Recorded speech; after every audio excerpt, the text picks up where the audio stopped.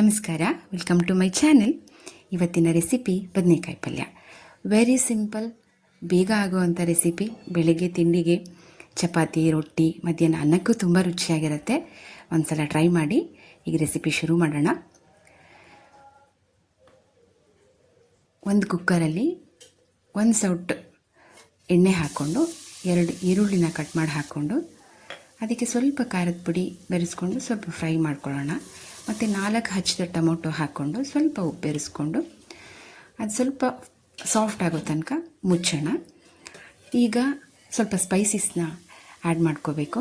ಅರ್ಧ ಚಮಚ ಧನಿಯಾ, ಅರ್ಧ ಚಮಚ ಜೀರಿಗೆ, ಅರ್ಧ ಚಮಚ ಅರಿಶಿನ, ಹಾಗೆ ಸಾಂಬಾರು ಪೌಡರ್ ಅರ್ಧ ಚಮಚ ಹಾಕಿ ಅದು ಎಣ್ಣೆ ಬಿಡೋ ತನಕ ಸ್ವಲ್ಪ ಫ್ರೈ ಮಾಡೋಣ.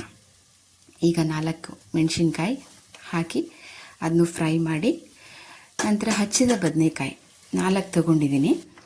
ಅದನ್ನು ಹಾಕಿ ಅದಕ್ಕೆ ಸ್ವಲ್ಪ ನೀರನ್ನ ಹಾಕ್ಕೊಂಡು ಸ್ವಲ್ಪ ಮಿಕ್ಸ್ ಮಾಡ್ಕೊಳ್ಳೋಣ.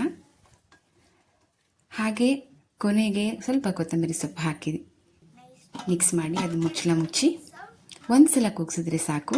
ಬದನೆಕಾಯಿ ಬೇಗ ಬೇಯುತ್ತೆ. ಈಗ ನೋಡಿ ರೆಡಿಯಾಗಿದೆ. ಸೊ ಈಗ ಸರ್ವ್ ಮಾಡೋಣ ಇದನ್ನು. ನನ್ನ ಚಾನಲ್ನ ಯಾರ್ಯಾರು ಸಬ್ಸ್ಕ್ರೈಬ್ ಮಾಡ್ಕೊಂಡಿಲ್ಲ ಅವರೆಲ್ಲ ಸಬ್ಸ್ಕ್ರೈಬ್ ಮಾಡ್ಕೊಳ್ಳಿ. ಹೀಗೆ ವಿಧ ವಿಧವಾದ ಅಡುಗೆಗಳ ರೆಸಿಪಿಗಳನ್ನ ನೀವು ನೋಡ್ಬೋದು. ಇವತ್ತು ಬಿಳಿ ರೊಟ್ಟಿ ಜೊತೆ ಇದನ್ನು ನಾನು ಪ್ಲೇಟಿಂಗ್ ಮಾಡ್ಕೊಂಡಿದ್ದೀನಿ. ಅದು ಹೇಗಿದೆ ಅಂತಲೂ ಕೂಡ ನನಗೆ ತಿಳಿಸ್ಕೊಡಿ.